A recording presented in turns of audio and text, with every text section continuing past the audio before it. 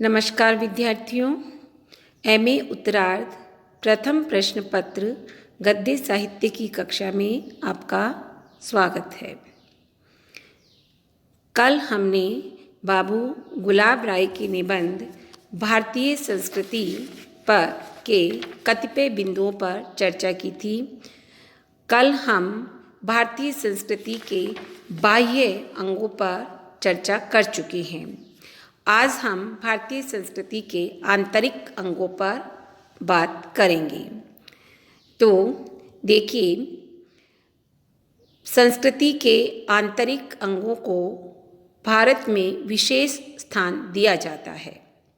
हमारे जितने भी धर्म ग्रंथ हैं, उनमें अच्छे मनुष्यों के जो लक्षण बतलाए गए हैं, उनमें आप देखेंगे कि मनुस्मृति में धृति यानी धैर्य, क्षमा, दम, अस्तेय, शौच, इंद्रिय निग्रह, धि, विद्या, सत्य और अक्रोध, ये धर्म के 10 लक्षण बतलाए गए हैं।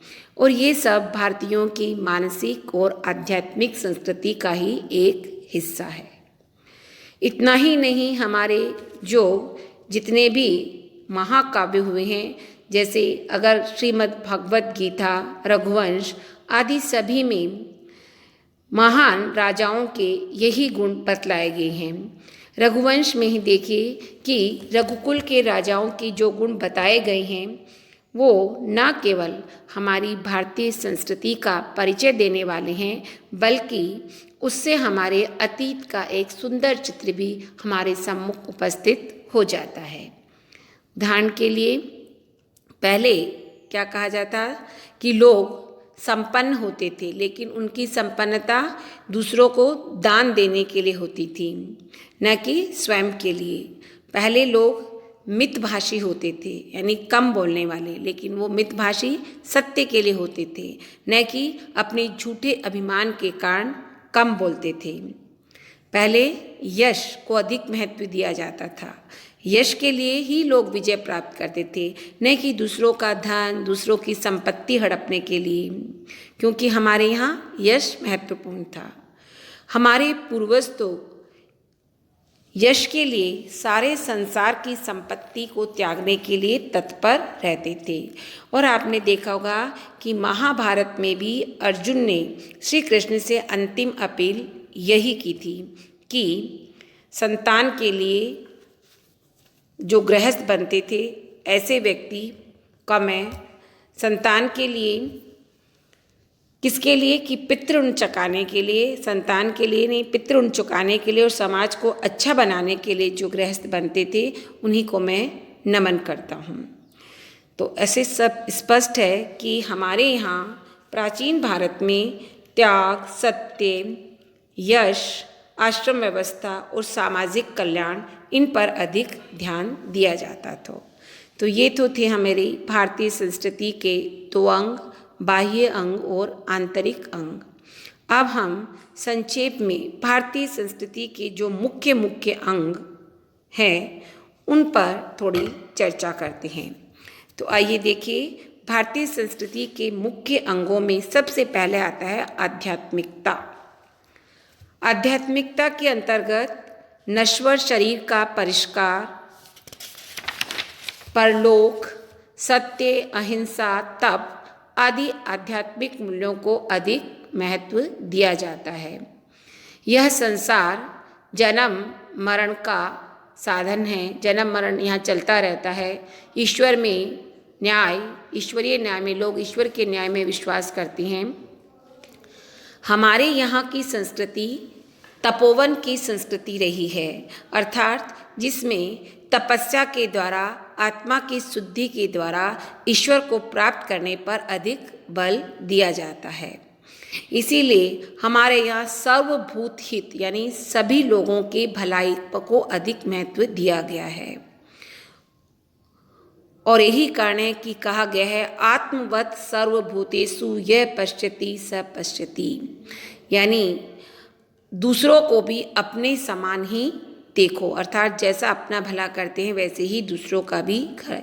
यही कारण है कि हमारे यहाँ एक कीड़ी और कुंजर यानी हाथी, इन दोनों को एक ही आत्मा का विस्तार इसमें देखा जाता है।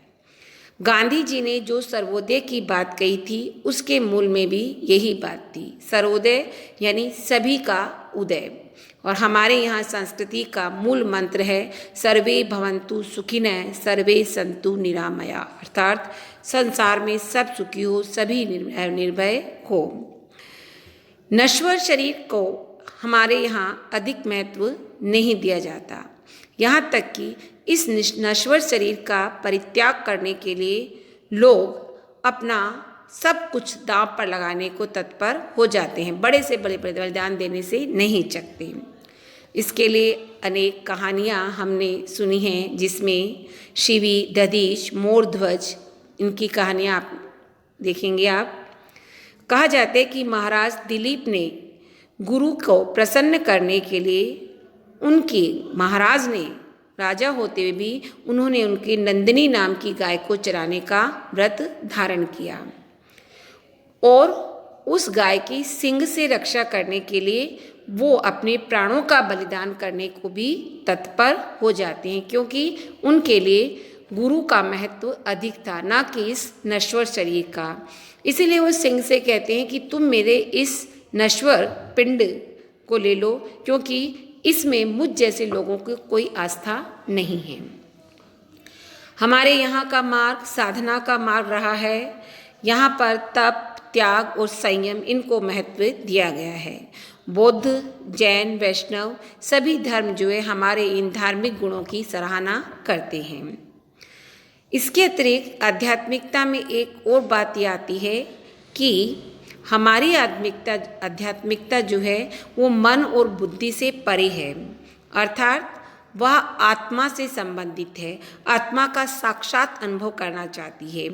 और यही भारतीय और पाश्चात्य संस्कृति का मुख्य अंतर भी है, क्योंकि हमारे यहाँ दर्शन का अर्थ आत्मा का दर्शन करना है, परंतु पाश्चात्य संस्कृति में वह बुद्धि के रूप में ही देखा जाता रहा है। दूसरा मुख्य अंग है हमारी संस्कृति का समन्वय बुद्धि। आत्मा की एकता के आधार पर ही हमारे यहाँ अनेकता में एकता की भावना देखी जाती है। हमारे देश में विभिन्न संस्कृति, विभिन्न जाति, विभिन्न धर्मों के लोग निवास करते हैं, परंतु सभी माला में पिरे हुए मोतियों की भांति एक बने रहते हैं।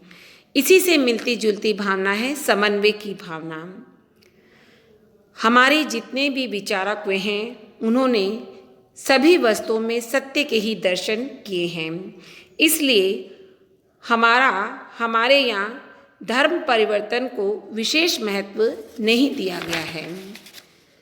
फिर भी संस्कृतियों का आदान प्रदान हमारे यहाँ होता रहा है। तुलसीदास जैसे महात्मा ने भी भारतीय संस्कृति के जो प्रतिनिधि कहा जाते हैं, उन्होंने भी समन्वय बुद्धि से ही काम लिया था। तुलसीदास जी को समन्वय का विराट चेष्टा करने वाला महान कवि कहा जाता है। उन्होंने अपने रामचरितमानस में शैव और वैष्णव का समन्वय किया, ज्ञान और भक्ति का किया, अद्वैत और विशिष्ट अद्वैतवाद का समन्वय किया। इसके आगे अगर हम देखते हैं तो आधुनिक कवियों में जयशंकर प्रसाद जी का प्रसिद्ध ग्रंथ कामायनी में भी समन्वयवाद की भावना देखने को मिलती है। इसमें ज्ञान, इच्छा और क्रिया का समन्वय किया गया और साफ स्पष्ट शब्दों में कहा गया कि मनुष्य के कल्याण के लिए ज्ञान, इच्छा और क्रिया का पृथक होना ही बाधक होता है। पंक्तियां देखिए, ज्ञान दूर कुछ क्रिया भिन्न है, इच्छा पूरी क्यों हो मन की, एक दूसरे से न मिल सके यही विडंबना है जीवन की। संस्कृति का तीसरा मुख्य अंग है वर्णाश्रम व्यवस्था या वर्णाश्रम विभाग। हमारी भारतीय संस्कृति में कार्य के बंटवारे या कार्य विभाजन को अधिक महत्व दिया गया था, इसलिए कार्य के अनुसार ही समाज को 4 भागों में बांटा और मानव जीवन को भी 4 भागों में बांटा। परंतु यह समाज का विभाजन बढ़ते बढ़ते संकुचित और अपरिवर्तनीय हो गया और अपरिवर्तनीय हो गया तब भी इतना नुकसान नहीं होता, जबकि हम इसका महत्व सिद्धांत और व्यवहार दोनों में एक सा हम मान लेते हैं।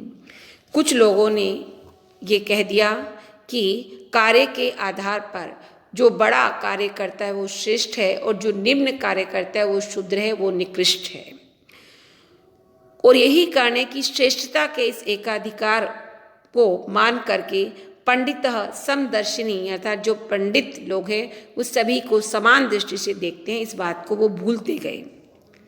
यही कारण है कि हमारे जितने भी समाज सुधारक हुए उन्होंने इस वर्णाश्रम व्यवस्था की विरुद्ध आवाज़ उठाई और उन सब में जोरदार आवाज़ थी महात्मा बुद्ध की, संत कबीर और महात्मा गांधी की।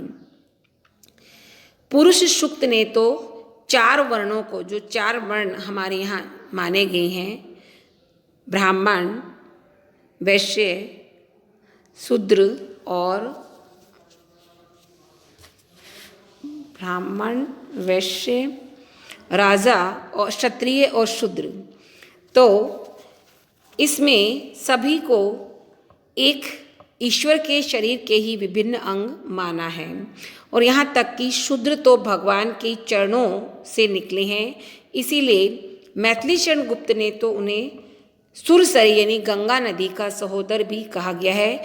इसलिए एक ही शरीर के जब विभिन्न अंगों में किसी को भेदभाव से नहीं दे सकता, कोई ऊंच नीच नहीं हो सकती, तो फिर हमारे सामाजिक संगठन में भेदभाव क्यों हो। इसलिए हमारे सामाजिक संगठन का यहाँ ऊंचा आदर्श रखा गया था। लेकिन विडंबना यह है कि यह भावना केवल पुराने समय में, वैदिक ऋषियों के समय में ये भावना थी।